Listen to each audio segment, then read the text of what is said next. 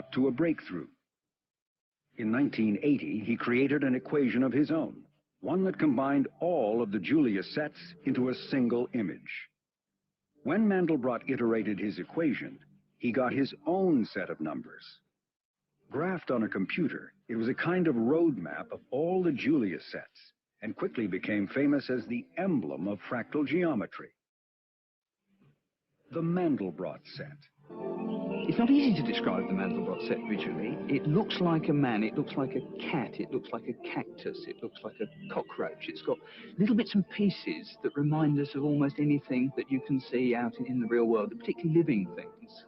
So it has a character that reminds us of a lot of things, and yet it itself is unique and new. The Mandelbrot set is real, an absolute thing, no question whatsoever. Any mathematician or any computer scientist or student in a school can study it and find the same, describe the same thing. It's a common experience. And so such things that can be magnified forever and have infinite precision do exist, but they're not touchable.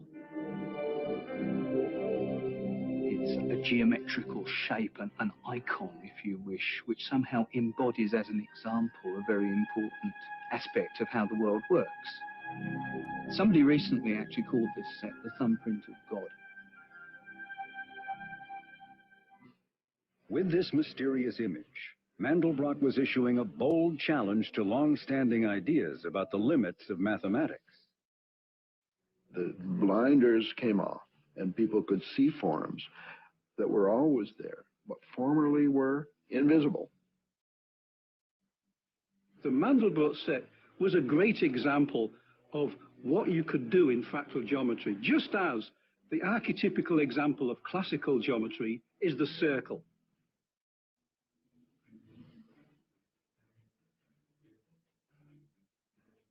When you zoom in, you see them coming up again, so you see self-similarity. You see, by zooming in, you zoom, you're zooming in, you're zooming in, and pop. Suddenly, it seems like you're exactly where you were before, but you're not. It's just that way down there, it has the same kind of structure as way up here, and the sameness can be grokked.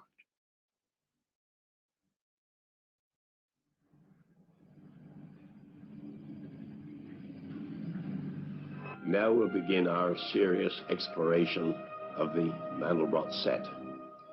A voyage which, in fact, could last forever and ever, much longer than the lifetime of the universe. I have here the full set, about 6 inches across. Now, if I blow this up, I'll increase the magnification now 13 times, and you see more and more detail is appearing. And the interesting thing is you see mini Mandelbrots, replicas, almost identical, yet perhaps subtly different, of the original set. And I can go on doing this. Here's a magnification of more than 3,000 times. So the original picture, about 6 inches across, is now half a mile across. And no matter how much we magnified it, a million times, a billion times, until the original set was bigger than the entire universe, we would still see new patterns, new images emerging, because the frontier, the M set, is infinitely complex. And when I say infinitely, I really mean that. Most people, when they say infinitely, they mean only rather big. But this is really infinite.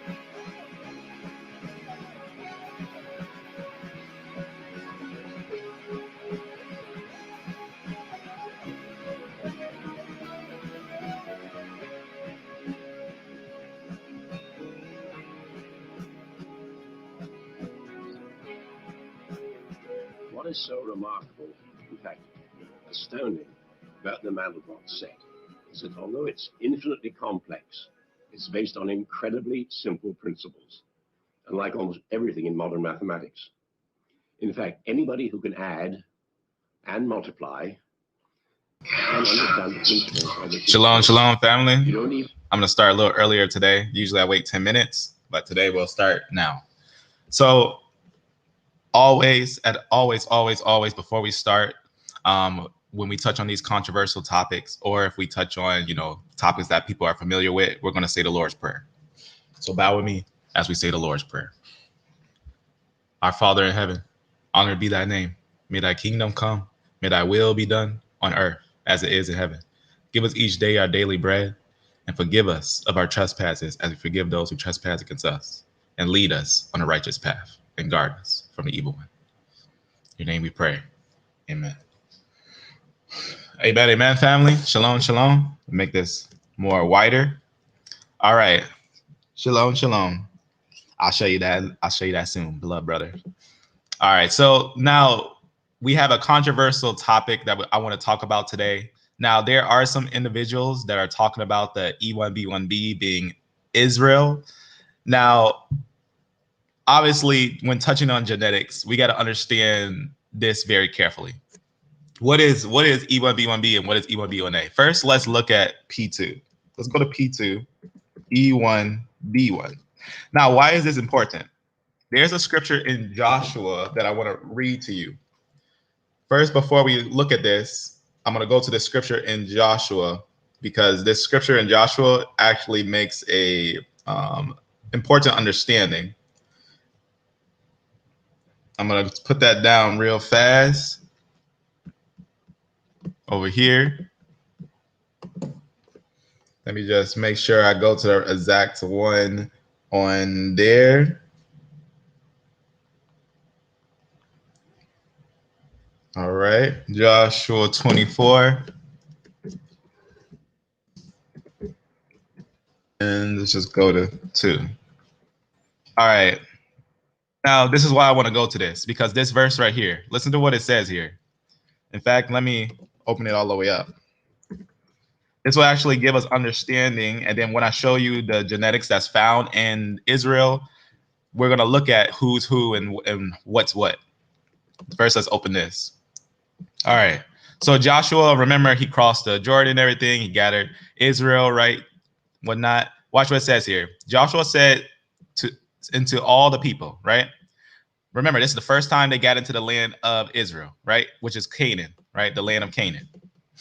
Now they crossed over. It says, thus says the Lord God of Israel, your fathers dwelt on the other side of the flood in old times. You see what it's saying right there? Even Terah. Let's go over here and open up a map. What is he talking about? The other side of the flood. When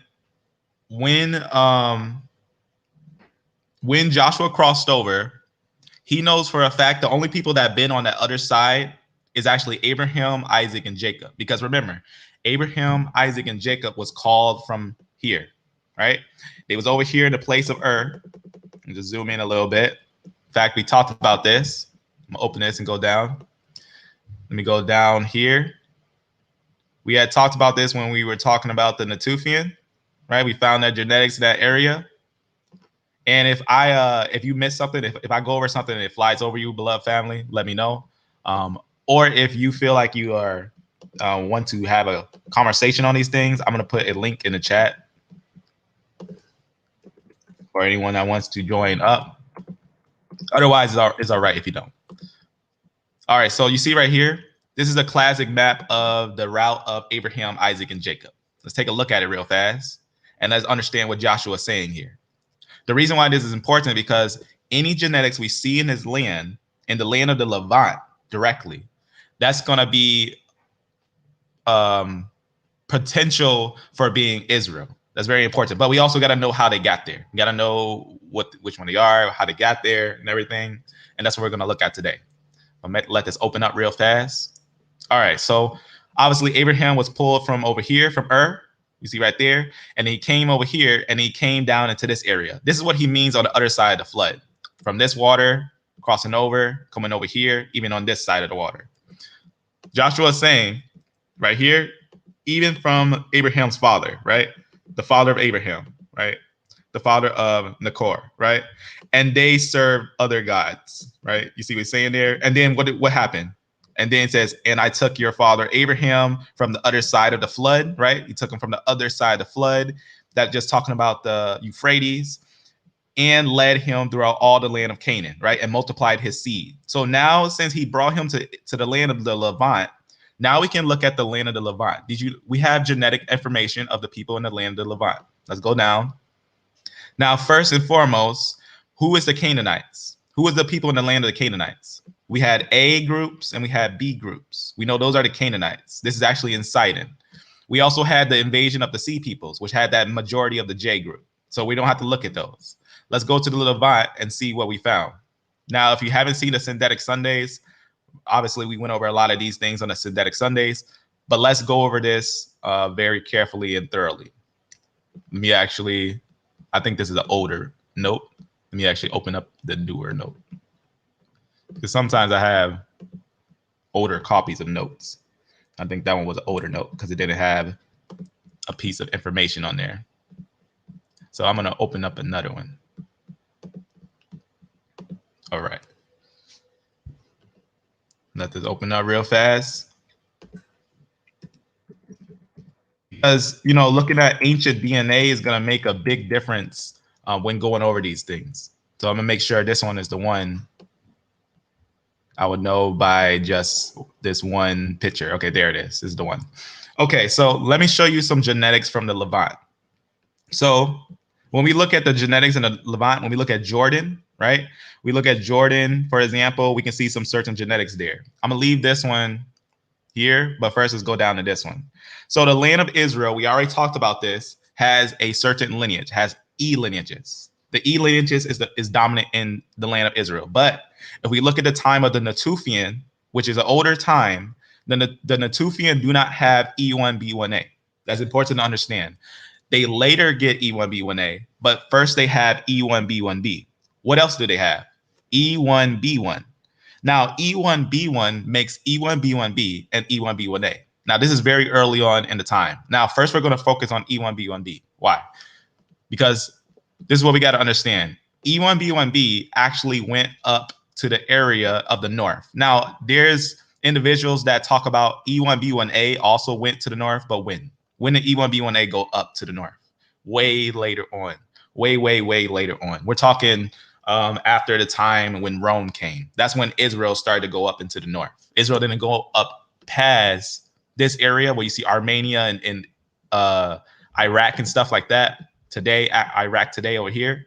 Israel never crossed these areas. They always stayed around these areas. Sometimes they'll be up here, right, during the exiles of the Judeans in Syria, but then they moved them.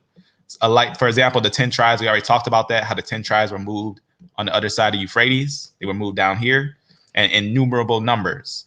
And then we have, obviously, Judah being in this area. So that was later on. That's important. That's later on. Let me close that. I don't know why that opened up on the other side. Open up this again over here. I'm gonna let this open real fast. So the reason why this is important, because we need to know time frame and we need to know maps. We need to know time frame and we need to know maps, and obviously genetics. And we're gonna look at this. This is the ancient land. We're gonna look at this carefully. Let's go over here. So that's why we had to look at this. So who would be in this area? E1B1. So E1B1, and then that would make E1B1B. Now, before we get E1B1A, we have E1B1B. E1B1B is older than E1B1A. That's important to understand. E1B1B is older than E1B1A. When we look at the late Natufian and then the Natufian age, we get E1, right? We can look at it, come back over here. We're going to look at this E1B1B and look at how it moves. But first, let's go back up and let's look at E1B1B. So right here, we can see E1B1, and then you're going to have, now note, be careful on here, because you see where it says X E1B1A. Anytime you see a haplogroup and you see an X in front of it, that means excluding. So this means E1B1 excluding E1B1A, E1B1B. So these are actually E1B1B lineages that you can see here, but it's excluding E1B1A. The earliest inhabitants of the land of the Levant was E1B1B. Why? Because Ishmael, is well known that Ishmael is actually going to be a descendant of Abraham. But remember, he had family that, if we look in the book of obviously Genesis, we see in the time of Joseph, when he was in Egypt, remember, he was sold to Ishmaelites. Ishmaelites was reigning through the land of the Levant for a long time. Ishmaelites were there before. Ishmaelites and Midianites, right? And we're gonna look at that. Why Midianites? Because what's important is it is already early recorded that the sons of Keturah and the sons of Abraham, they actually moved lower into Africa, and they moved into certain areas. And that's what we're going to look at today. We're going to see how they moved to certain areas earlier before Israel did, right? We're going to see, in fact, they went to the north before Israel did. During the Bronze Age collapse, they actually are known to have gone up north. It's actually recorded that the Arabians went up north. So Median, we're going to note these ones. They moved to the Arabia, right? They also took Libya, right? They took Libya and they called it after one of the names of the sons, right? These are the sons over here. And you can see right here the Median and all that. But we're going to look at this Orphreem right here, right? He had took the area of Libya, right? He made war against Libya and took it. And that his grandchildren, when they inhabited, called it from his name Africa. Now, it's already important to know when we look at this, that this area, Africa, we got to look at, for example, let's go to Natufian. We got to pull up a whole map of the Natufian, right? Let's take a look here. The full covering of the Natufian, we got to get let's get a full picture here. Let's I'm just going to find one where I can have a larger illustration of them. Let's see if I can find that. Fact, I'm going to close this. I already have it on this thing. I'm going to go down here and grab that. So this is just some of the genetics we're looking at. I'm just seeing in where, here it is. All right. Now here's a total covering of the ancient Natufian. What lands did they all cover? So I'm going to show you now. Here it is. Now you see the darker areas right here. Just going to grab a little magnifying glass. So right here is a darker area right here. This is where the Natufian went. We know that the Arabians went all the way to the far area of where you see this is going to be Arabia, right? Now, it's also important what I just showed you, because a lot of the Medianites and the Ishmaelites, they always were in the same areas, right? You can see an example in that. For example, when Joseph was sold, right? Let's just go to that scripture. I'm going to go to that scripture real fast. Let me see which verse that is, right? You know the verse. Joseph was in the hands of two Arabians, right? Who are those two Arabians? Let me go to that in Genesis. And then we're going to look at some ancient genetics. But first, let me grab this one from here. Just got to make sure it's the right one. 41. Or let me see. No, not 41. Let me make sure there's the one where Joseph is sold. Right. Son of Ishmael. Just making sure. Esau, before Esau. Ishmaelite. All right. Just making sure I'm grabbing the right one. Let's go to, shouldn't be too hard to find.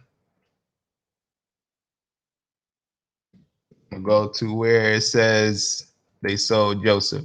Yeah, right here. 32, okay, right here. And let's go to this, or 37.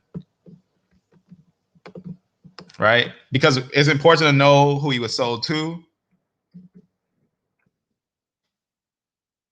Go to this. All right, so you can see right here, you can see a Midianite. These are going to be the sons of Abraham, right? That's the daughters or the sons of Keturah. from Keturah. I'm going to go down to that verse down here. In fact, what verse was that? That was verse 28. All right. Down here. All right, so watch what it says. Then it says, now remember, they took Joseph, right? Judah said, you know, he what prophet, he wanted to kill him, whatnot. He says, come and let us sell him to the Ishmaelites. So now remember, this is the first time we get the tribes. So who else is here during the time of the tribes? Ishmael. So if Ishmael is here and we have all the tribes, we're going to note something very important. Now remember, they're in lower obviously in the area where you see Africa, right? And it says, let not our hand be upon him, for he is our brother and our flesh, and his brethren were content, right? And it says, then were there passed by Midianites, right? And they took them, and what happened? And they basically took them out of the pit, right? And sold Joseph to the Ishmaelites for 20 pieces of silver. So you see, you got the Midianites, and you see the selling of them, also mentioning that they're Ishmaelites, because the combination of Ishmael and Midian. So this is going to be a very large company. Ishmael, remember, he said, Ishmael's your son too, so I'm going to make him a large nation, right? So it's very important to know. Now, these groups, E1B1B, we're going to look at something very important. I'm going to read something real fast. Let me actually read this. Let me read something real fast. This is what it says about Arabia. First, let's prove a little bit that E1B1B has potential of being Arabian. Here's an example. This is going to be on Nature. I'm going to read what it says right here. Just talks about some Y chromosomes and everything from two populations belonging to an Arab genealogical lineage, right? So this has potential of a Arab genealogical lineage, right? Now watch what it says right here. I'm going to go down a little bit right down here. Watch what it says here. The Arabs from, I'm sorry for if I mispronounced this, Care or N, revealed, watch what it says here, how much they had. 73.47% of EM70 means 81, right? And it says it's close affiliated with the Berber groups and whatnot. Now let's pay attention right here. What is EM81? EM81, let's go over here. EM81 is E1B1B. EM81 is E1B1B. Let's go down a little bit and let's look at something. Let's go here. Do we have any more evidence to maybe go off of this to see if E1B1B is Arabian? First, let's look at 81. Let's go down to 81 and take a look at what it says about it. All right. All right. So here's a little bit of it. It says the frequency of E subclads. Go back up. I'm gonna just close that. All right. The frequency of E subclads, which is, you know, just a break from a break. It says has varied geographically over time due to founder effects. Why is that important? Founder effects. What does he mean by founder effects, right? Founder effects in population genetics. The founder effect is the loss of genetic variation. You see what's going on there? Now, obviously, that's just talking about basically how you get ancestral states and derived states. That just because, you know, constantly having more and more children and everything. Basically, that occurs when a new population is established by a very small number of individuals from a large population. Okay, let's go back. So what is it actually saying there? First, let's read this, and then we'll talk about it. In Neolithic, Bronze Age, and Iron Age populations, right? The migration of a small group of settlers carrying among whom one parental, right, basically the father's lineage, was much more common than any others, right? Examples of founder effects including EV12 in southern Egypt and EV12 and EV13 in the Balkans and EV32 in Somalia. Remember, all these are E1B1B, and EV65 on the Mediterranean coast of Africa, and EM81 in Northwest Africa. What does that mean? Because Ishmael actually had 12 sons, and then that actually led to 12 kingdoms. It's important to know that because when we look at the writings of Flavia Josephus, it talks about how Ishmael actually had 12 sons, and his 12 sons actually had some others. Let me actually, I'm looking at the screen here. Amen. I apologize for that. I need to switch the screen. Let me go back and switch that real fast. I don't know why that closed. There we go. I apologize for that. There it is. I'm gonna keep watching that. Shalom, shalom, family. Shalom, shalom, shalom, family. Amen, amen. I'm glad you let me know that. All right, so let's keep on diving in. Watch what it says right here. So what did we just confirm? It just talks about different founders, right? Different lineage of founders. Now we can look at each one of these and find out which one, because remember, Ishmael had a larger family, had a large family and everything. And we're going to look at these things and their migration. So keep this in note. Who was Joseph sold to? Joseph was sold to Midianites. And remember, the Midianites, those are going to be the sons of Keturah. Remember, we have verified that the writings of Flavia Josephus said they went into Libya and called it Africa. And the Midianites also mixed with the Ishmaelites. In fact, I was trying to put I got a few screenshots that I'm going to talk about. Let me just put them on this thing real fast, and then I want to talk about these screenshots. Let me just drop them on Discord. All right, so let me grab these. Let's talk about these readings from Flavia Josephus real fast, as I've been trying to add them to my note, but for some reason my notes lagging a little bit. But let me show you something. Let's read something from this. All right, I'm gonna go to this one. Hope this is a decent size. All right, so watch what it says right here. I'm gonna read a little bit. This is the writings of Flavia Josephus, right? We're gonna go to book 1, chapter 12. Watch what it says here. So it just talks about, obviously, but just talks about the Arabians and their traditions were a little different. They circumcised the 13th year because that's when Ishmael was circumcised, on the 13th year and everything. And it said they basically kept that tradition. And it just goes on, just talks about some things. Talks about Ishmael, right? Talks about where he came from. I'm gonna go up here. All right, so this is what I'm gonna read over here. Watch what it says here. When the lad was grown up, he married a wife by birth an Egyptian, right? Ishmael married an Egyptian, born of an Egyptian, married an Egyptian. From thus the mother was herself derived originally, right? Of this wife were born to Ishmael 12 sons. So you can see the 12 sons, so, right? These, now watch where they went. These inhabited all the country from Euphrates to the Red Sea and called it, they had a name for it right there, Nabat Turin. I'm probably pronouncing that weird. They are an Arabian nation, right? And named their tribes from these and whatnot and all these things. So who's the Arabian nation and who's all from basically in that area where we see the Euphrates and everything? First, we have the Arabians. Let's talk about the Arabians right here. Let's go to another quote. Let's go to another quote here.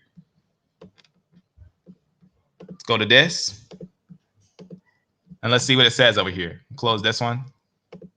All right. So this just talks about how the Hebrews fought with the Midianites, right? And overcome them. So this is chapter 7, book 4, or chapter 6, book 4, but chapter 7 right here. Now, obviously, what does it say right here? Going down, letting us know a little bit. When they were come, they joined, right? You got the Midianites. Remember Joseph, right? He was sold to them. That's who the Midianites were. Oh, this one, we'll close this one because we don't need that one now. I'm gonna start closing some of these tabs. All right, so you see right here, the Midianites, and then you have the Ishmaelites. We already talked about the Ishmaelites who are Arabians. Also, the Midianites are Arabians. Let's go over here. Here we go. We're gonna talk about the Midianites. Just talks about how they fought with the Midianites. Right here, you said Moses sent an army against the land of the Midian, right? Going down, just talking about how he sent some and everything, and how they remember that thing that happened with Phinehas. Really interesting with that. Who's Phinehas? Phinehas was the one with zeal. I want to show you something that one of the brothers showed me yesterday. I think it's really interesting. What was it? Well, what was that? What was that one? King James Online Dictionary, something like that. I'm gonna go King James Bible or King James.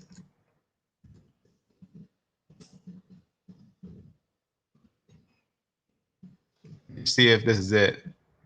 All right, let me show you something what it says about Phinehas. I thought this was really interesting because Phinehas is talked about being one of the ones who turned away the anger of the Lord, right? Phinehas right there. Watch what it says in dictionary about him. Look what it says here. This is just something extra. Phinehas, it says mouth of brass, or from old Egypt, the Negro. You see what's going on there? I just wanted to show you that. I just thought that was really interesting. Let's go back over here. All right, so this is obviously during that time, right? Very important. Also, it's important that the Midianites, a lot of the males were wiped out. And then remember, Israel mixed with the women of the Midianites. Go down a little bit. You can see right here, the chief and the capital of all Arabia. So you can see right here, just talking about the names, who was the same name with a city, the chief and captain of all Arabia. And it says, which is still now so called by the whole Arabian nation. You can see right there, it talks about how they were in these areas, talk about the Midianites and everything. So the Midianites is also important to understand they was in Arabia. In fact, they were rulers of Arabia. A lot of the Midianites, they were rulers of Arabia. So that's very important. And remember, we already looked at that. We already looked at the book that said that. Right over here. Remember, it talks about right here now, for all these sons and grandsons, Abraham conceived to settle them in colonies, and they took possession of basically Syria and the country of Arabia. So we see right there, and these are, remember, the sons of Keturah all the way to the Red Sea, and then they also took Africa, right? And that's why when we look at these larger pictures right here, this is early on. This is the Natufian. Now, obviously, this I got to make sure I show you this. Let me show you something real fast so that when you look at these years, be careful. Don't let these years trick you, because I talked about it before. If you take from Adam to our time, you're going to get obviously a different number. You're not going to get something that's grossly stretched out like that. Let me show something real fast while I'm grabbing this. Let me grab something from here. In fact, let me open this up, and I'm just going to go to it.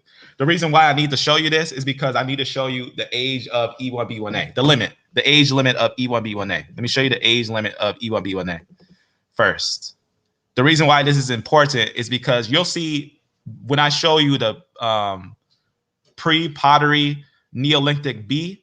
Let me close this because this takes too long. You'll see that supposedly it'll tell you that E1B1A is such and such thousands of years, but I'm going to show you what geneticists say is the limitation of E1B1A. Let me just go to that right here, right up here, right here. All right, so TMRCA, the most recent common ancestor for E1B1A as a whole, was estimated at 6,100 to 6,500, basically years before present, YBP, years before present, with the most recent common ancestor, right? With the most recent common ancestor for the youngest haplogroup for E1B1A, pretty much, is estimated at 1,000 years. So what does that tell us? That tells us that Israel only been there for 4,000 years. Obviously, we got to understand that in the sense of concept, right? We got to understand that in the sense of concept. Let me go back over here and make sure this is running. Okay, there we go. Just making sure this thing is still showing the screen. All right. Now, any questions, let me know. If something flies over you, or if you want to try to understand these, let me know, and we'll go about these things very carefully. So make sure you remember this, because we're going to, first I'm going to point to the ancient genetics real fast. So remember, I showed you E1B1B, E1B1B in the Natufian time. Always remember that this is going to be E1B1, and then you're going to have E1B1B, right? Now let's look at a different time frame. Let's go to the pre-pottery Neolithic B. Now, this is how old they say it is. You see right here, E1B1A. That's the first time you see E1B1A. Not in the Natufian, not in the late Natufian, but later on. Right here, you can see they say 8,000.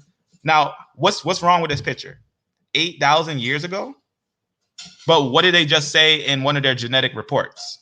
We just seen, without a doubt, that they said where's the recent common ancestor for E1B1A, which is the recent common ancestor for E1B1A is E1B1, right? E1B1, they say it traces only from basically, if you take this time, only about 4,000 years of a stretch, right? So the latest you can have is 6,000 years, right? So why are they putting over here? Why are they putting right here 8,000 years, right? Why are they putting 8,000 years? Obviously, understand the time frames are usually going to be incorrect. Just remember that. The time frames are usually going to be incorrect. Just know that some are older than others. That's all you have to know. When you see these older numbers, just note the older one just means it's older. That's all that it means when you look at older numbers. They're never going to be pinpoint accurate, right? That's like trying to pinpoint accurate ancient earthquake. You can't pinpoint it to an exact year, but you can find what is around. Now, obviously, this, like I said, remember, these years are extremely exaggerated. So right here, who we're going to have in the Levant? Now we're going to have that E1B1A there, and we're going to have other lineages. And why? Why we're going to have those other lineages is because, remember, the Levant has Israelites, Moabites, Ammonites, and they're going to have Edomites. Edomites, Moabites, Ammonites, and Israelites, and Ishmaelites. These are E lineages that are going to be family in that area. And that's what we find in that area. From CT. These are all going to break from CT, and then they're going to be in that area. This is going to be the only ones in the Levant in ancient times. So we're going to take note of this. These are later. These are not in the Natufian age. So you see right here how this is not talk about the Natufian. This is not talk about the Natufian age. Let's go over here. This one is the Natufian. So you can see right there. Whoops. Let's go back over here. You see how the Natufian supposedly, 11,000 years ago, Natufian. What lineage do we see there? E1B1 and then E1B1B. There's no E1B1A in this time. Always remember that. You can see here, there's no E1B1A in this time. It's very important. Very, very important to take note of. There's no E1B1A in this time. Very, very important. You see that H there? Where did that H come from? It's genetically recorded. Let's go down a little bit. It's genetically recorded that when E came down into this area, E1B, it also brought other lineages. I'm going to read that real fast on what happened. It says right here, just talks about something in 2016, tested the first ancient DNA samples from the Mesolithic Natufian culture, right? E1B1B, E1B1A in Israel, probably the world's oldest. Obviously, just talk about the community that stayed in the place. It says, and found that the male individuals belonging either to haplogroups, remember CT or E1B1, right? Including obviously E1B1B. These are to date the oldest known E1B1B individuals. The same haplogroups show up in pre-pottery Neolithic B, Jordan, right? Accompanied by, now watch what it says here, Neolithic B is a little later. That's when Neolithic B time is when we're going to see E1B1A. So that's later. That's later on. So it says the same haplogroup showed up in pre-pottery Neolithic B. So that means they were there for a while. Then the pre-pottery time, so-called pre-pottery. Why is that like that? I'm gonna also talk about that scripture. What was going on in Israel? They didn't have a smith in their land. That's why they call it bronze. I mean, not bronze age. They call them the Stone Age. There's no real. When you think of the Stone Age, there's no such real thing as a Stone Age. It's important to understand. The reason why is because we look at the biblical narrative. Everyone came from the land of pretty much Mount Ararat, and they all went their ways. And then some settled in Africa, some settled in the north, some settled in the land of the Levant. Right? That's actually where they landed at. There's no real Stone Age. It wasn't like how some people illustrate. It was all madness and it became harmony. But rather, always remember the Genesis story. Pre-pottery Neolithic B, accompanied by new haplogroups. H2. Remember how I showed you they had an H and then they have a T. So remember, where did H2 and T come from? From the north. In fact, that's what E1B1B went. So this is ancient times. What time frame is this? This is about 5,000, 4,000 BC. But we're going to look at earlier times. So you can see right here what's going on. You see these green arrows, E1B1B in ancient times. E1B1B was over here. E1B1B was over here. E1B1B was over here in Spain. E1B1B was over here in the lands where you have the Greeks. E1B1B was over here. So E1B1B, remember, they had settled in the Euphrates and it came up over here. In fact, It is historically recorded that the sons of Keturah, guess what they did? They didn't just only settle in the land of Africa and called it Africa. They also had made it with the Greeks. It's actually recorded on here. It says right here. Now his name, there was a man who was ruling in the land of the Greeks, and his name was Hercules. And guess what he did? It says, and that Hercules married basically one of the sons of Keturah, and of her he begat a son. So now what does that mean? Let's say Hercules has a J group, right? Let's say Hercules had, because a lot of the Neolithic Greece, they had J groups. So let's say he had a J group. If he had a daughter, guess what she would be? If he had a daughter with her, she would have a basically a Arabic haplogroup of a female's line, but he would have a basically European father's line. Now, what's important about that is that what that would do is cause the sons of Arabia to mix with European groups. That's very important to keep note. The reason why, because we're going to look at that when we go and look at the movements of peoples. Now, before we move forward, let me show you one more piece to show you that this right here, this we're going to be looking at potential Arabian lineages. Watch what it says here. What I'm going to show you now is a latter time and whatnot. Just talks about some things. I'm going to go over here, go to something. See if I can find it real fast. All right, so watch what it says here. Now, this is obviously in AD, right? 700 ADs. Watch what it says here. In either case, it is likely that, remember how we talked about that 81, right? M81. We talked about that a little earlier when we was looking at over here. Remember M81? It says the Arabs, right? They basically have M81, right? Watch what it says about M81. Watch what it says here. In either case, it is likely that more M81 came into the basically Spain, pretty much, during the Moorish period. You see right there, what is the Moorish period? What's the time frame with the Moors and everything? You probably already know about that, right? When the Moors came into Spain, right, during the Islamic conquest that was going on. That's very important. So the Arabians, they never joined before, but during the 700s, around that time, the 7th, 8th century, during that time, that's the first time, basically from 711 to 1400s, they settled in Spain. That's important to understand. Who else were they connected with? The Arabs and the Berbers, right? The Arabs and the Berbers were connected. And that's what we also note, that they actually noted that in genetics, right? Remember, we had looked at that where it says right here, in close affiliations with the Berber groups. Berber means barbarian. Berber is just short for barbarian. Barbarian groups, those are most likely like Vandals and stuff like that that came down there and settled with them and mixed in. They'll have T groups and J groups and stuff like that that went into those areas. But note this E1B1B. Watch what it says here. In either case, it is likely that more M81 came into basically Spain during the Moorish period, right? When basically the Arabs conquered most of what is now Spain and Portugal, right? Where they remain, right? They remained there for 700 years, right? The Moors also conquered Sicily. Now you see what's going on there? That's very important. So the Arabians actually came, right? We already talked about how they went into this area, and they also came into these areas. They came up here and went into these areas and settled in these areas. So that's very important. That's early on. That's very early on. Let's go up a little bit. Now let's talk about something here. Let's close some of these as y'all leave these right there. Now this is ancient times when they go into these areas. This is ancient times, and then later on they also came up here again. Now let's look at more time frame where Israel would have been in Jordan, right? Israel would not have been up in these areas at this time. That's very important.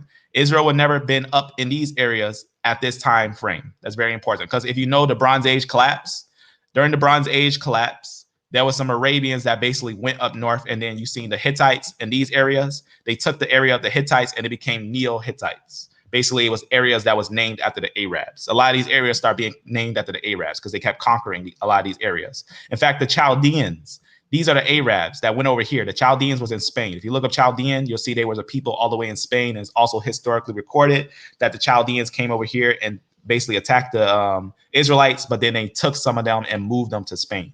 And that's why you get some of the families in Portugal. Sometimes you get some of the families in Portugal because the Arabs that came over there took some of the Israelites, had them settle in Spain, exiled them. Let me go up real fast. And I'm gonna click something here.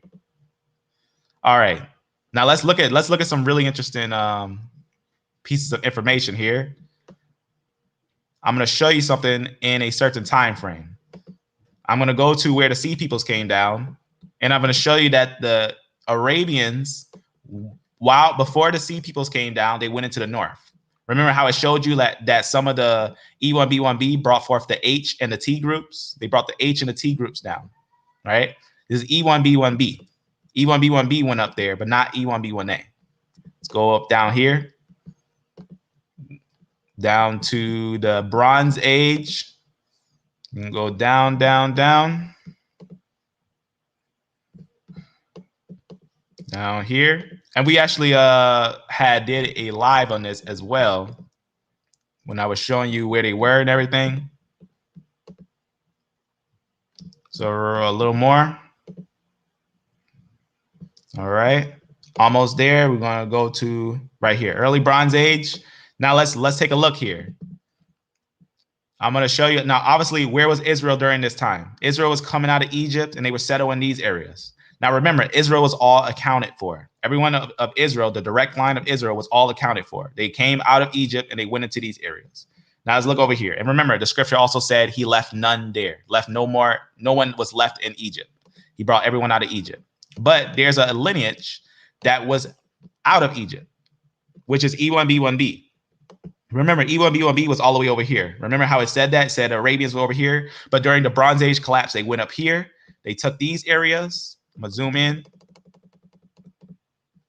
Go down. Right? These are going to be your European, ancient European lineages. We already talked about the R's and everything. We already know. You're going to see J's up there too, right? The J group up in the Caucasus and the Q's and things like that. Those we already know. Let's go over here. Now there's the, what is interesting is what I'm showing you is over here. This is what I'm showing you, a part that's over here. And we're going to look at this part over here where you see these areas, right? Let's go back over here. Make sure the right one. I'll leave that there. I'm gonna close this. We'll need that now. All right, so look what you see right here. You see this E1B1 M34? This is very important. M34 later becomes the Ashkenazi. You hear what I'm saying? Listen to me when I'm saying this. All these lineages merge together, and M34 becomes a lineage in the Ashkenazi. In fact, is a genetic fact that the E1B, the lineage of the E1B M34, it actually, a lot of the lineages are wiped out, and the only people that usually have it are Ashkenazi. In fact, there was a bottleneck 1,200 years ago, and E1B1 M34 is actually the lineage that we see in Ashkenazi. We talked about that last time, a couple different times, where we talked about basically all the lineages in the Ashkenazi. The reason why this is important is because they're going to come down. They're going to come down in a little bit. I already talked about this, but let me show you. Right up. I think I passed it real fast. Right up here. I keep doing that. Right here, you see this? EM35 and EM34. Note that's going to be later. That's going to be a later lineage that comes out. That's the Ashkenazi. EM34. That's what we want to note. But these ones are going to be, remember how I showed you different branches go different ways. Some went different ways. Some settled in Africa. Some went up north. But this lineage, EM34, went north. That's what we're going to note here. EM34 went north in ancient times. That's very important. They went north in ancient times. Let me go back over here. E1B, this is ancient times. In the Tufian time, they came up here and they start mingling with these groups. Now you know why the E lineage is actually major in the Ashkenazi. In fact, they was mingling up here for a while. So you see different groups. You see the J groups. They're going to come and meet these ones, and they're going to merge together. All these are going to merge and become basically one portion. Let's go back. We can go to another time frame, and we can see their movement. We can go over here. That was early Bronze Age. This is late Bronze Age. Now we can look at their genetics, and up here, remember, remember 34? So we want to look over here. You see this area where the brown is? This group right here? Because these are actually going to be a mingled company that comes out later on. Later on during the Middle Age, they come out. And you're going to see them known today as a group called the Ashkenaz. That's very important. Not just the Ashkenaz, but is also important. This same group that are the Ashkenaz are the Turks. So remember EM34, go down a little bit. Remember we had talked about the Turkey's Habla group, the people in Turkey who are the Turks, without a doubt.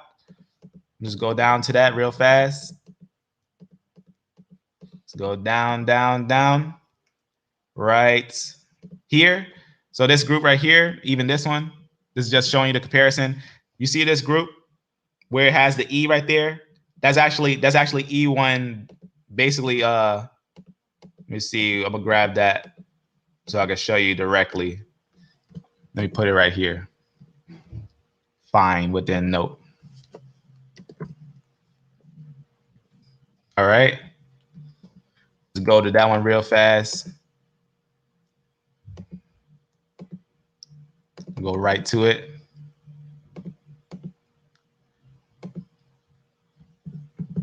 Matter of fact, I'm just going to scroll right to it up here. The reason why I want to show you this is because this is just another lineage that's also in the Turks, in the Turkish people. Go up here. So right here, this is basically it.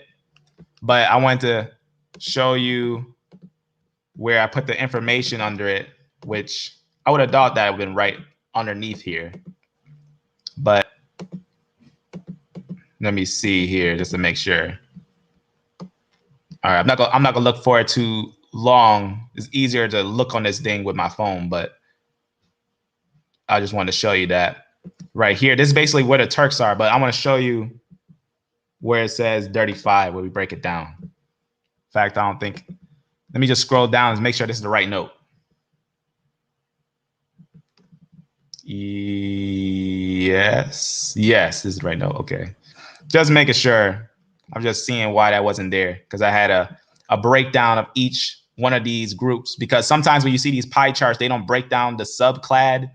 And on this thing somewhere, I had broke down the subclad, which I'm not going to look for it too long. It just pretty much just know that also in the Turks, how you see the EM34, that's also in the Turks. That's also in the Turks, because that group was over there in the upper north.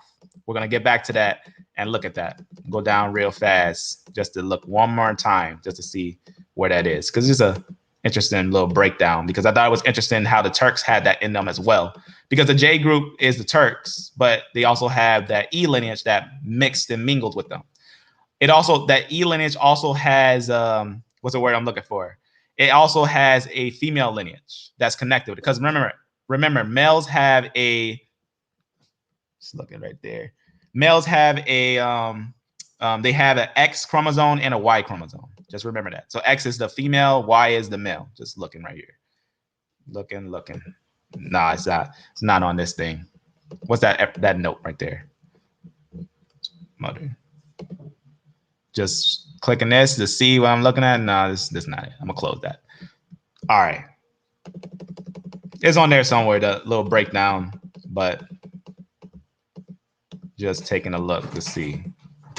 It probably not even this one, because usually the breakdown is right on there. But pretty much just know that the Ashkenaz had that 34 right here, right? EM35 and 34. And I'll just go to this one right here, just leave it on this little image, because this image that I basically made and put together right down here basically expresses how Turkey has basically the same father lines as the Ashkenaz. So that's just important to know. Now let me go over. So just keep in mind when you see this M34, we're going to note that M34 is going to be up there in the north. So remember, subclads, when they're grouping in one area, those are going to be basically making their own lineages in a way, but they're still going to be E lineages, but a different branch. So right here, you're going to have, right here, you see these J's? See that J group right there? What's that J mixing with? Mixing with some E's. Let's go to another time frame. So pretty much we can go all the way to the Middle Age and we can see where they moved and everything. Here's the late Bronze Age. Late Bronze Age. How did E1B1B get up there? And we got to understand, is E1B1B Israelites? Let's look over here now. This is ancient times. E1B1B is Arabian. That's what E1B1B is Arabian. Okay, let's look over here. This one's a little more mixed and mingling. Let me just make sure I'm at the right spot. Zoom in.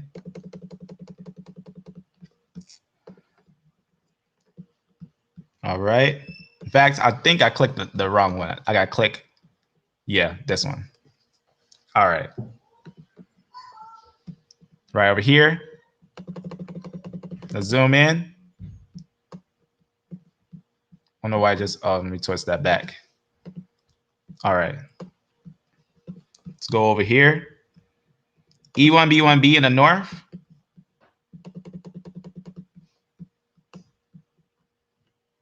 So this is going to be, just looking over here. What time frame is this? Late Bronze Age. In fact, this is the one, if I recall, where they moved sides. Because if you note here, sometimes you'll find a E lineage up here in the north. Just looking here to see up there. But we already went over this when we had talked about them moving around in the north and everything. Just seeing where they are. In fact, they should be over here. Here they are, right there. And just to zoom out to show you what we're looking at here. So right here, this is obviously, here's the Caucasus. It's on this side of the Caucasus, the east. This is eastward on this side. And we're going to note this group over here in these areas. Zoom in.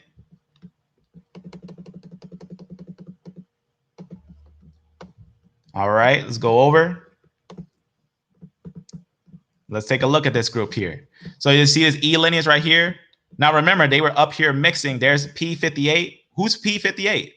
Isn't that supposed to be the Kohanim lineage, P58? Yes, that's supposed to be the Kohanim lineage. Kohanim, right? The CMH lineage, supposedly, right? But we know it's not. We know it's not the CM. We know that's not the Kohanim lineage, right? You can see right here where they say basically the line of Aaron. They say it's the line of Aaron. So if that's the line of Aaron, why is he doing? What is he doing all the way over there, right? You see what I'm saying here? They'll tell you that so supposedly that's the line of Aaron, right? They'll say that it's this lineage and whatnot, but it's not. It's not this lineage. I had broke it down before when they tried to say it's exactly P58, but it's not. We know for a fact it's not. Close that. So that's why it's important to match history with these things, because then we can get a little understanding there. So right here, you can see there over here, P58. What's up with that? So you can see right here, the E lineages is over here. That's just another subclad. There's breaking and everything. See these R's, Q's, these RAs, these are the Scythians, RA, these are Scythians. Then your J's, remember these are going to be also in connection with the basically European groups. Is going to be what they call them Turks. This is why this lineage is called a Turk, because over here is basically when the Seljuk Turks came down, when the Arabians attacked. That's why the J group became a dominant lineage over here. The J group was a dominant lineage and these ones came down, but they was mixed with all types of groups. The E1B1B is up here. Why is E1B1B all the way over here at this time? They shouldn't be over here. This is the Bronze Age. That's important. E1B1B is known to go into the upper area during the Bronze Age. You probably heard of it, the Bronze Age collapse. Let's look at that real fast. If you never heard of it, you can easily Google, YouTube it, and just put basically right here, Bronze Age collapse. Now it happened during the time of the Bronze Age collapse. You see this picture right here? And these two pictures are going to show you what happened with the Arabs, where the Arabs went. I'll just show an example, a small example real fast. The rise of the first great. I'm just going to go to right here, a little bit over. little bit over. So right here, you see this group right here. What group is this? When you look at a map of Israel, let's go to a map of Israel. There's a group called the Damascus, right? The Damascus and everything. Map of Israel, ancient. Let's go to time of Kings or time of Joshua. All right, so let's see if we got one with a decent amount on the map. Just seeing here if it's gonna have the one with the Arabians. Sometimes some maps have them. I'm gonna see if I can find one real fast. Because also it's important to know the Arabians were sometimes mixing with the Phoenicians. The Arabians sometimes were mixing with the people in Tyre and Sidon. Dan did that later too. That's why in certain scriptures we see the Danite woman basically mixed with a man of Tyre. Go over here. Just seeing, we'll just work with this one. See this right here? You see where you see Damascus? This is where the Arabians were. That's actually what you're seeing on this little illustration right here. This is actually where you see this area right here. This is actually where Damascus was. And this is where Israel is, Judah. But these are the Arabians. These right here is the Arabians. Aram, you see what you're seeing right there? Right there. These are the Arabians. These ones actually had a lot of the areas over there. That's important to note. Brutal and opportunistic. Long story short, you see the Neo-Hittite, the Arabians came over here and they conquered a lot of these areas. If you've never seen this, this is very interesting because it just lets us know about how the Arabians went up there and took a lot of these areas and whatnot. I'm gonna close this. I'm not gonna play it too long. Now it's important to know, remember how I showed you how we verified that the E1B1B has potential of being Arabians? You can see right here when the Arabians took the land of Spain, the E1B1B and everything. We also can note that historically. There's a little more. End off on this video. I'll end off on this 1 minute video.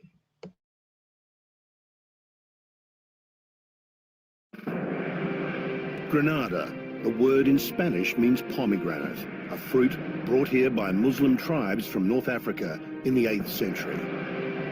They were known as the Moors, and they came to Europe from what is now known as Morocco. Morocco, like Japan, is one of the states. I think just for them saying that, it just reminded me, I didn't show you the Moroccan genetics. I got to show you the Moroccan genetics here. I'm going to show you the Moroccan genetics here because I think it's important to also see that one as well, as I didn't open that one up. Let me actually show you that real fast. Just look in here, right here. I'll open this up. I show you this, the Moroccan. So here's the Moroccan genetics. Let's get another example. You can see the reason why is because from Morocco, remember how we showed you that map? These are the ones that came into Spain. These are the ones that came to Spain. These are the Moors. You got that E1B1B. They're not Hamites. They're Africans. But remember what Africa is, right? You see that they got E1B1B. In fact, it says the E1B1BA clade is presently found in various forms in Morocco, right? Total E1B1A, which is that EM35, came a little later, as you see, frequencies reach at 93% in Moroccans. E1B1B. You see what's saying there? Very, very, very interesting. It talks about the M215, right? It says it has these two branches, EM35 and this one, 281. Of these two branches, it says of these two branches, the only branch that has been confirmed in native populations outside of so-called Ethiopia is M35. Why M35? Because we find M35 in a bunch of Jewish people, right? Jewish people, the mix and all these things going in there. Very important to understand that actually is a mix because they are actually of the Turks, the J line mixing in with Ishmael. Very important to understand. And they can't use that and say, oh, that means that must be of Israel. Absolutely not, because E1B1B, notice high percentages notice high percentages as these kind of are broken up, these percentages, but all this is B, right? You can click them and you can see them. These are going to be B lines. That's why it says 98% of Morocco are actually Ishmaelites. These are actually Ishmaelites. So I'm going to end on this video. I wanted to show you that to confirm to you the people in Morocco were Ishmaelites. Now I'm going to end on this video. Let's start it over and end it. Granada, the word in Spanish means pomegranate, a fruit brought here by Muslim tribes from North Africa in the 8th century. They were known as the Moors, and they came to Europe from what is now known as Morocco. Morocco, like Japan, is one of the states that survives. And their royal family is directly traced in a bloodline back to the Prophet Mahomet.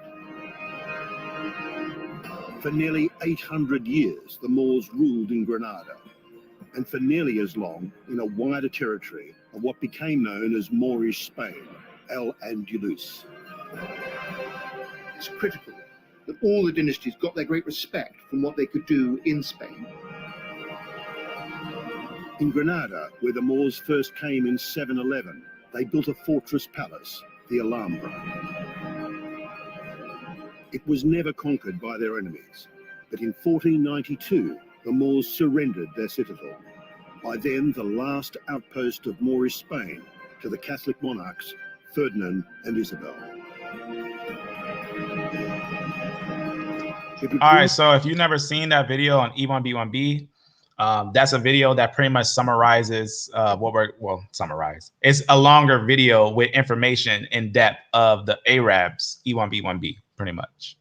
So like it says right there, when they went into when the Moors, right, the Arabs, and remember they were darker skinned, when they went into the area, now these ones were darker skinned. M35, M34, those are lighter skinned Moors. Those are lighter skinned Moors. But these ones are darker skinned Moors. And these are the ones that went to Spain and Portugal and settled in those areas. Now let's go back over here. I'm going to close these because we touched on these. So E1B1B, potential of being Arabian. Close these. And they went up to the north, right? We can see that. We can follow them throughout history. E1B1B, the lineage of E1B1B, they also settled in the Levant, because we have a lot of obviously scriptures of them being with Abraham and settled into the Levant. They also settled with the Canaanites and different things like that. They also went to the north. They went up here in the north in ancient times, ancient times, right? Ancient times. They went into the north. And that's what we was just looking at. We was looking at them in the north, some over here and some even over here in this time. Was Israel up here in ancient times? No. But the Arabians were. The Arabians were up there in that time. The Arabians were up there in that area. But notice that M35 and M34, these are different lineages. M35 and M34 are different lineages. These are the ones that went upper north to the area where you get the Turks in those areas. So you got this side over here. That's why you get different sub branches, because the mixing with different mothers and stuff like that. They're going to be over here. And then obviously you're going to have some that's over here. And then you're going to have some that was over here. And you're going to have some that's over here. Remember, 12 sons Ishmael had. 12 sons Ishmael had. Let's look at another historical quote.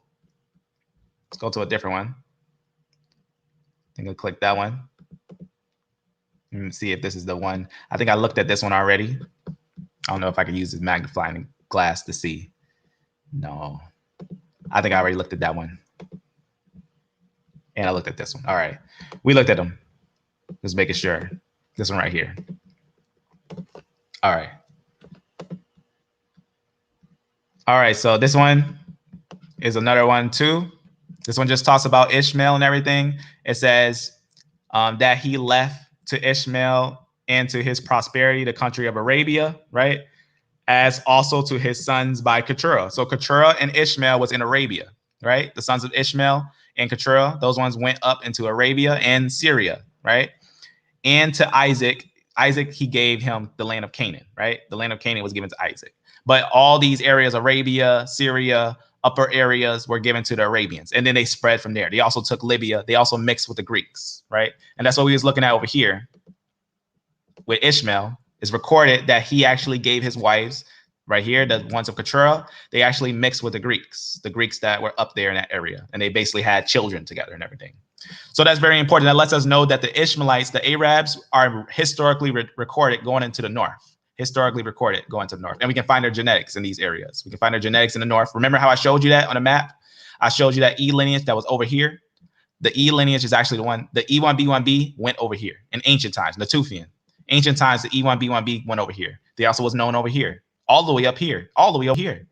This is Ishmael. This is the lineage of Ishmael, all the way up there. What's up? What's over there? We're talking all of this. We're talking the far coast. So that's very interesting to note how far they went, all the way to Iceland. Ishmael went all the way over there. Ishmael. Very, very interesting how they reached all the way there. That's the E lineage. That's the E lineage in ancient times, ancient times. That's what we're looking at here. So they settled in these areas. They settled in these areas. They went over here. The Ishmaelites were a large tribe. It was a very large tribe with large reach. So this is their main area, and this is their main area. As we recorded, they was in Arabia, and then they took Libya, and they settled the people in Libya. We also got other historical writings that say basically they kept on moving their people into Libya. Which is right here, the history of the Moors of Spain, right? The history of the Moors of Spain. It records in this book right here, just talks about the original Moors and whatnot, and ancient nations, everything. They said basically the earliest times made into Africa, whatnot. Go down a little bit. Right here, it says, right, this one right here, Melik Yafrik, king of Arabia Felix, who conducted a people called Sabi into Libya, right? He moved the people into Libya, made himself master of that country, established his followers there, and gave it the name Africa, right? See right there? So a king of Arabia moved into Africa and called it Africa and whatnot. And that's where we get the name Moors and different things like that from the Arabians, right? The Moors of Africa, very important to understand when they settled in the area. So the Moors were Arabian, right? Very important. Let's go.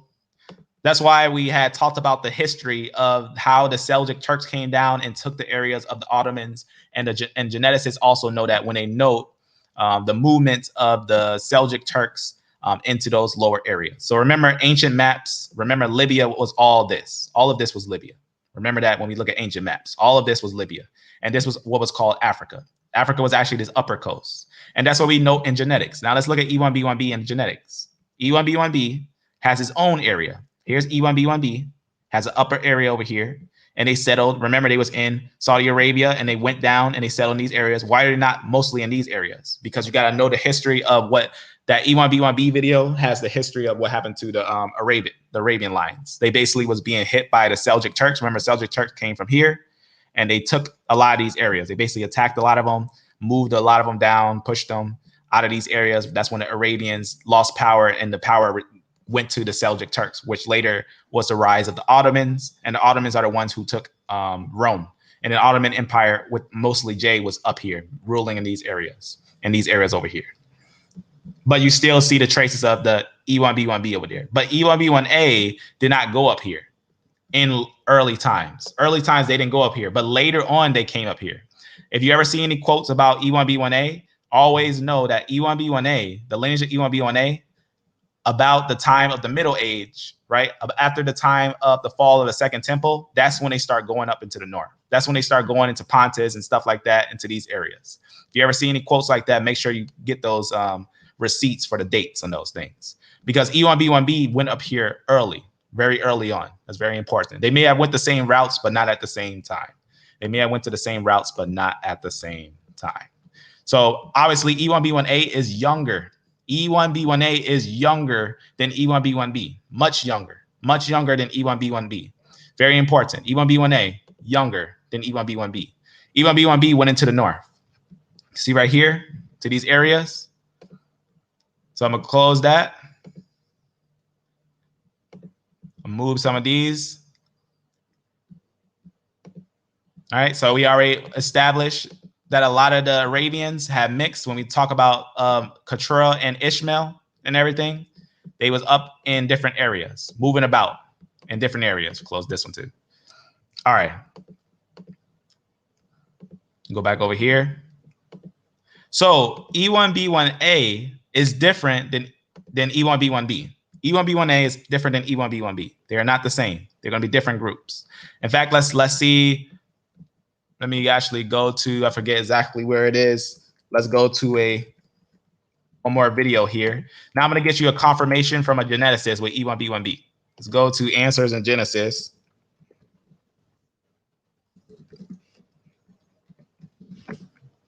Right here. And let's go to this.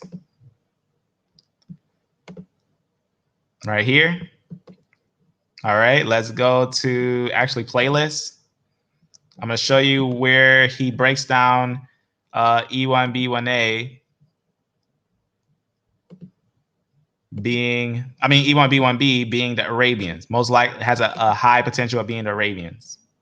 In 1 Chronicles, I don't think this is it. Let's go over here. I was thinking to myself, what's the fastest way to go to this, to find this thing with Dr. Nathan right here. All right. All right, let me show you now.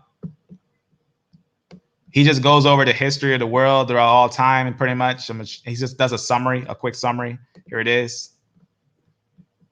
Wow. All right, let's go to that spot. I had talked about this before. Obviously, let me see where that is. When we get the E1B1B moved a little bit over, right about almost there, right here. All right. I want to show you this part right here. Here and then moved in. Where they were before that, who knows? Could they have been ancient Persians? Who knows? That seems to be something so. All right, so you see this group right here? Now, maybe I could use this magnifying glass. If you notice that E1B1B is where? This is Arabia, right? This is Arabia. That's Turkey right there. This is Arabia right here. This is obviously Arabia and Syria. E1B1B had a large presence in this area before the Seljuk Turks come. Note this area. Note this group. You see this J here? Note what's going to happen here. Remember, this is going to be early on. This J is going to come down here. This is before the Seljuk Turks take this area. This is when the Arabs were united together. The Arab lineages were united together and ruled these areas, right? When you think of the rise of the Islamic powers. Originally, the first 4 beyliks and the leaders, they were originally Arabs. They were real Arabs. They were the E1B1B. But then you're going to note a group come. They're going to be called the Seljuk Turks, and they're going to take this area. So let's see what's going to happen here. Let's be elucidated. Other changes include the movement of Q and domination, and apparently wiping out of whoever was here before in the Americas. Q becomes the dominant lineage there. J begins its march from Central Asia back down through the Middle East. These are the Turkish peoples, displacing apparently the Arab Muslims, which were E1B1B. If you look at 900 BC, out here you have an Arab Muslim dynasty or empire. That's going to change quickly by 1000 BC when the Seljuk Turks start marching from up here down through here and over this way. If you look at the population density of the globe, again, the major places where the peoples have been remain that way: India, China, Europe, not so much sub-Saharan Africa, not so much Australia. So to answer that question, beloved family, the Moors are Arabians. The Moors are Arabians, but there's a group of the Arabians, which is M35, M34, only is found in Ashkenaz. That's a group that's only found in Ashkenaz. And let me show you a quote here. Let me actually I'm going to use something to grab a quote from here. Let me show you something. In fact, I don't need to open up another one. It's right up here. Because the original Arabians, they have a different branch of M215. And basically that goes into a different line and everything. But I'm going to show something if I can. Not this. But I'm going to actually I'm actually going to open up a note and grab something here and hopefully show you this direct quote. This is a note that sometimes I make questions for family tree and stuff like that, but let me see if I can grab that right here. All right, so right here, I'm gonna grab this right here. I'm gonna copy this and all right, so just gonna pull one from one of these areas. Maybe not this. Shouldn't be too hard to find. I'm gonna grab one. Actually, let's go to this. See if I can grab from here.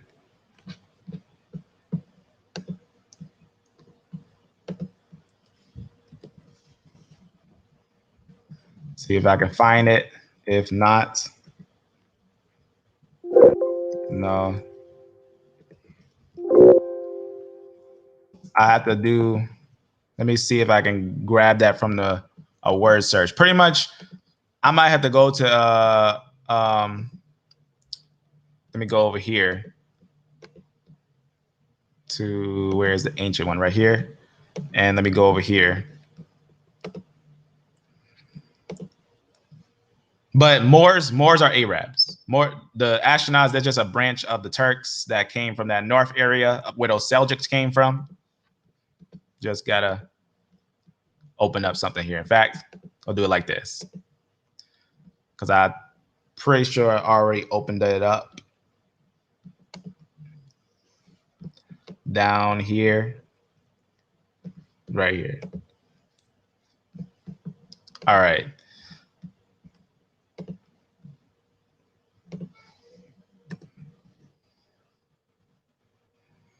Let's see if I can grab that one real fast. Okay, right here. So watch what it says right here. It just talks about a little bit here about a certain line. Watch what it says here. All modern carriers of this lineage. It's just basically talking about M34. You see M34 right here, and it just talks about, you know, different subclass of it and everything. But this lineage, as it says, watch what it says here. All modern carriers of this lineage descend from a common ancestor who lived only 1,200 years ago, and all are Ashkenazi Jews, right? So M34 is actually going to be a lineage. Remember, we looked at that. It went into the north. It was an E1B1B that went into the north. It stayed there for a long time. And then when the Seljuk Turks came down and different lineages were moving, like, for example, when the Huns, when the Huns pushed the Germanic tribes, they also pushed some of their tribes over. And you'll notice that a lineage was over here and they were pushed over here. That's why when we see a group in the area where they call them Khazars and stuff like that, a group was over here and then they moved over here and they settled over here. And then later on, you're going to note they pushed, later on when the Khazar Empire fell, they went to the Rhine. They settled in the Rhine over here. But their female lineages are actually traced to the Rhine River in ancient times. Their female lineages are traced to the Rhine River in ancient times. And we talked about that when we went over Gog and Magog note on those things. But this is what happened. Basically, they was over here. The Huns pushed them. They went over here. This got destroyed, and then they went over here. That's very important. That's that 35. I mean that 34. EM34 and EM35. Those are always going to be in Ashkenaz, just to make that understandable. Shalom, shalom, family. Shalom, shalom. So now let's understand this. Wrap this up. Who is E1B1B? E1B1B are Ishmaelites. E1B1B are going to be Ishmaelites. We already broke it down when we broke down the history, broke down the connections of who they are and everything, the historical recordings and how they went into the north. They also made it with the Greeks, right? In fact, when you look at the lands of Greece, I'm going to show you something real fast. If you look at the lands of Greece, guess what you see a large portion of? I'm going to go up a little bit, show you what you see in the lands of Greece. See right here, this is Turkey, and this is Greece over here. You see this EM78? I mean 78. That's basically E1B1B. I'll show you right here. Just put 78. Right there, you see that EM78? That's E1B1B. It says haplogroup E1B1B, formerly E3B. Basically, just let us know. E1B1B, EM78, and all these things. Originally, they just say how they're old and everything and whatnot. And they also move the Afro-Asiatic languages, like obviously Arabian. Arabian is an Afro-Asiatic language. So the movement of the Arabs, the Afro-Asiatic language, which, you know, Afro-Asiatic, we already talked about that. Afro-Asiatic is Shemitic. That's a Shemitic language. That's basically what was moving on. Shemitic and whatnot, and different ones that the Berbers spoke because they spoke with the Arabs and everything. They also had connections with them, and different ones and everything. Obviously, Arabic language. Close that real fast. So we already talked about that. That's why E1B1B is the movement of the quote unquote Afro-Asiatic languages. But that lineage there is going to just be, you know, obviously, they're just subclads of E1B1B, just to make that understandable. But going back over here to this, you see this right here? That's just E1B1B. You see this group, large groups in the Greeks, in the Greek area, E1B1B. Not really most of E1B1A, but E1B1B, large. Look how large it is in this lower part of Greece, right? We're talking this part of Greece. We're talking this part, Greece. That's a large portion of E1B1A. I mean, E1B1B. I don't know why that popped out like that. I'm gonna leave that right there. Let's go back over here or here. So when you look at Greece, E1B1B, remember I showed you how we had recordings, historical recordings of E1B1B actually mixing with the Greeks. They were mixing with the Greeks early on. They were mixing with the Greeks early on. And that's Flavia Josephus, a first century historian, recording something happening before his time. So that's going to give enough time for them to mix and mingle for a long, long time, making a large portion. In fact, the largest portion of the Greeks is E1B1B. So very interesting when looking at that. Also, there was a thing that had happened. Obviously, when we're noting what happened when the Turks came there and everything, a lot of the things that had happened at that time are historically recorded. The movement of the Arabs. So the Arabs, they went into all these different areas, and then the Turks pushed them out of a lot of these areas when they came into these areas and settled down there. So again, you seen how he just said that, how he basically let us know about the movement of the Seljuk Turks and everything. Let us know the J group right there. We already talked about that. That's why I showed you in the Bronze Age when the E lineage was over here and mixed with some of the Seljuk Turks and stuff. They came down and they pushed the original Arabs out of these areas. They pushed them, and that's why most of them are in Africa today. That's why most of them, see how they came down there? That's why most of them are in Africa today. Remember, Africa was a place that they had. Africa was a place that they owned. That was one of those things when they took Libya. Close that. So that's why I put that question there. That's just a little thing I wanted to show. All right. So when we think of E1B1B, E1B1B is older than Israel. E1B1B is older. E1B1B goes to more places. E1B1B goes to way more places than the original E1B1A. Also, we can note who's in Arabia. So we can see these areas. These are areas where the Arabs had, but also note something here. When you look at the Arab population, they always have either E1B1B or J. Why J? Because we talked about the Seljuk Turks when they came down, they settled in those areas. The Seljuk Turks had that J, but the E1B1B, these are going to be the original Arabs. So you can see in a lot of Arabian areas, see 43%, Arabs, Egypt, E1B1B, Arabs, 62%, Arabs. You can see right here, when you look, noting these Arabs and everything in these different areas, they're brothers. Remember, E1B1B, the Ishmaelites are brothers. They're brothers of Israel. When I say brothers, obviously Ishmael, brother of Isaac, you know, they're going to be related. They're going to be related, but they're not the same. They're related, but not the same, but they're brothers. So different sub branches, but different peoples on these things. So the reason why I want to show you this, though, just so you can see when we're going over E1B1A and E1B1B, they're not the same. They're not the same groups because one, we also got to note that there's a different sub branch. Let me just show you the sub branches now.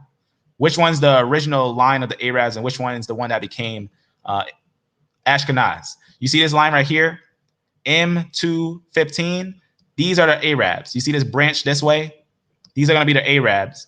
And this lineage that you see here, these lineages that you see right here, when it goes like this and then it goes this way, right here, this up to this point, this is where you're going to get the what's the word I'm looking for? This is where you're going to get your Ashkenazi lineages. Now, it's important to know the reason why only one group is seen, like when we say the bottleneck and everything, E1B1B, it's important to know that a lot of them were wiped out. That the only ones we see is Ashkenazi. The only people that have that is Ashkenazi and the Turks and whatnot. Those are the groups that we see that M35, which brings forth M34. So these groups are going to be here. But there's another branch right here, which sometimes you see the Arabs have in this group, M78. M78, and that's what we was talking about that went into. But these ones are the ones that mix with the Greeks. These ones mix with the Greeks. So these ones mix with some of those in the north that became the Turks. These ones mix with the Greeks, and these ones went into Africa. A lot of these ones went into Africa and became the Arabs. These are going to be those ones that settled in those areas. And not just Africa, but Saudi Arabia. These are the ones, the lineages that are found in Saudi Arabia. This is E3A, it's going to be E1B1A. E3B is E1B1B. But E3A is E1B1A. That's all from P2. But M2 is where you're going to get your 12 branches for E1B1A from M2. But remember, E1 was important to know about this. Let's show this real fast, going back up. Remember, E1B1A is younger. Let's go back up here. I'm going to go over here to this little break that I just flew past. We'll just talk about this. Okay, so you see this right here. We don't see what's the word I'm looking for? We don't see E1B1B being Israel. The reason why is because E1B1B has more potential and solid potential of being Arabian. It has but more potential and solid potential of being Arabian, without a doubt. But you can see right here, E1B1 breaks into E1B1A, but E1B1A here is not M2. E1B1A here is V38, because V38 is a brother of E1B1B. That's going to be the Ishmaelites. That's where you get your other lineages that you see here and whatnot, and these ones. But E1B1A, this is going to be Isaac, but M2 is going to be Jacob. M2 is E1B1A1. That's actually going to be where you get your 12. That's 12 breaks from this lineage, 12 breaks from E1B1A. And we talked about that last time when they tell you 12 basically subclads is seen in E1B1A. 12 lineages is seen in E1B1A. But we also see 12 lineages from Ishmael. Remember, we talked about that, 12 lineages from Ishmael, but it's also important to know Ishmael went his own ways and different things like that. So he also has his own branches and everything, and a large branch. In fact, the E lineage is one of the only lineages that has multiple subclads that became large groups, right? Like E1B1, like the E lineage, E1B1B and E1B1A are large groups. They're large groups, and then you got other groups as well, like E1, E1A and E2. Those ones are different ones. So you got your E1A, and then you're gonna have your E2 from down over here, which is a different branch, which is over there, a different branch. But these from E1B1, that's when you're gonna get your E1A and your E1B lineages. I'm going to go to another one just to show it again.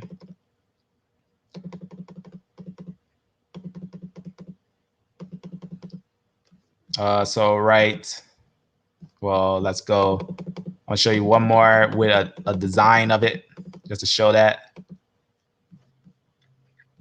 If you go to Wikipedia, you're usually going to see something like this. So I guess this is a way to explain it. A and B lineages are going to be Hamitic lineages. A and B lineages are going to be Hamitic lineages, or Ham lineages. And then from CT, that's when you're going to get your CFs. Everything under CF is Japhetic lineages. Everything under DE is Shemitic lineages. That's important. Then DE splits, and then your E lineages, you're going to get your E1B1B, and you're going to get your E1B1A. That's very important. And that's what we find in the Levant. Those are the lineages we find of Levant. But remember, E1B1B is older and goes into the north sooner than E1B1A, which is younger than E1B1B. Most of the Natufian are E1B1B, but you got a small portion that's E1B1A. because the family, obviously, E1B1 makes E1B1A. But that's obviously later on. Later on, we get E1B1A. Close that. That's why we went over this, up into these areas. Just summarizing what we did before we close. We talked about that. I'm going to close this. Don't need that now. Close this one. We don't need that. And we talked about the sub branches and who's who. We're going to close this too. All right. So one more thing I wanted to go over. Let that go down. All right. One more thing I wanted to go over. Go down here. Now, remember, we already talked about who are the original people in Sidon, right? Even if you look at ancient Sidon and everything, if you look at ancient Sidon or ancient Jericho, I'm talking Jericho before the Israelites had it, you're going to see J's and you'll see A's and B's and things like that. And those are going to be some of the invaders that came into that area that settled on those areas. But let me go down and I'm going to show you something now. It's going to go down to something over here. So we already seen the genetics in those lands and everything. And I'm going to put probably some of these in the description so that these can be there and everything. But let me see. I'm just looking for something real fast on here about E1B1B. Just talks about how 96% is them. Just taking a look here. In fact, it's up here. All right. What's the number? Took Libya. We already know that. All right. I'm just seeing if it's something that I didn't talk about. So it's relationship with early habitants above, so later by the Bantu speaking from the west. All right. So this is also something. This just talks about basically who was in the Levant first. It just basically talks about how E3B35 related lineages may be basically legacy left by early inhabitants, whatnot. I'm gonna go to this so you can see right from this area. All right, so watch what it says here. It just lets us know who was first in that land and whatnot. But M2 is actually going to be basically a later lineage and whatnot. But 35 was there first. 35 was actually there first in that area. Let me actually see.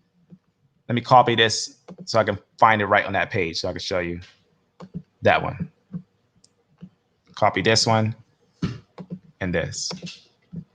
But I guess the story of the summary of what we basically went over was that M35, which is E1B1B, that lineage is actually going to be earlier. Now watch what it says. It basically just lets us know joint occupants of E3A M2, which is E1B1A, and E3B M35, which is E1B1B. Chromosomes in the East Africa, just talks about that things, how they went into Africa and whatnot, represents independent geographic event. Okay, so right here, the E3B M35 related lineages may be a legacy left by earlier inhabitants. That's important to understand. They were there first, earlier inhabitants. As indicated above, E3A M2 was most likely introduced into the region later, they say, by Bantu speakers from the West. Obviously, understand when we already went over the information of the Natufian and the L3, the truth behind those things, it's important to know those things because the years are grossly, what's the word I'm looking for? They're not right. We already know that E lineage was native to the Levant because fossils, the oldest evidence of genetics are seen in fossils. So the oldest genetics of these individuals are found in the Levant. And then they moved to Africa because of exiles. Different exiles, they're going to be moving to Africa. But the reason why I want to show you this is because E1B1B was first, and it was in the Levant, and it moved upwards into the north, and it went into different areas. And then EM34 is actually going to be the one that later became the Seljuk Turks and also the Ashkenaz when they were moved, and they went down into the areas where you see now as Israel, and they settled in those areas. But those were later groups that settled in those areas. So close this. So for a summary, that's the summary today, is that E1B1B is different than E1B1A. One more time, E1B1B is going to be your Arabian lineages, and E1B1A is going to be, actually, long story short, your Israelite lineage. So if any questions, let me know before we hop off. If you have any questions at all, let me know before we hop off so that we can touch on those things. Let me know if you have any questions at all. If you feel like we didn't touch on something, if you want to go a little more in depth on anything. And if someone comes by later, if you have any questions and I'm not live, I'll answer questions like we're live. I'll answer a question like we're live if someone answers or has a question later. So real fast, I'm going to wait a quick minute while I'm summarizing. If any questions, let me know, and we're going to go over those things carefully. So E1B1B is actually known to be your Arabian lineage. That's very important to take note of when we think about the early, late Natufian and all that stuff. Those are going to be your E1B1B. Natufian didn't bring forth yet E1B1A, but E1B1 are descendants. I mean, not descendants, they're the ancestor of E1B1A. So when it talks about Natufian and their ancestors, the ancestors are Israelites. Their ancestors are going to be Israelites of E1B1, which is going to be E1B1A. E1B1A is the Israelites, but E1B1B are the Arabians. That's important to understand. E1B1B are the Arabians. Those are going to be a different lineage on there. So with that, family, I hope that you got some edification from this, because I find it interesting that we got brothers sometimes, you know, they find the truth and they sell it. So we're going to always bring the truth out for free and bring it out with edification and with anyone who wants to go over these things together. So with that, family, that was E1B1A and E1B1B. Just to give the quick answer to who is who, E1B1A are Israelites. E1B1B are Arabians. We're talking Midianites and Ishmaelites. And if you want to go over it, we can have a talk about E1B1C, which are the original Esau. E1B1C, which is a twin. E1B1C is a twin being born from V38 and not exactly M2. M2 is actually going to be your E1B1A, your 12 tribes. But E1B1C is a twin of M2. But E1B1B is related to V38. So with that, family, be blessed, be beloved, and amen.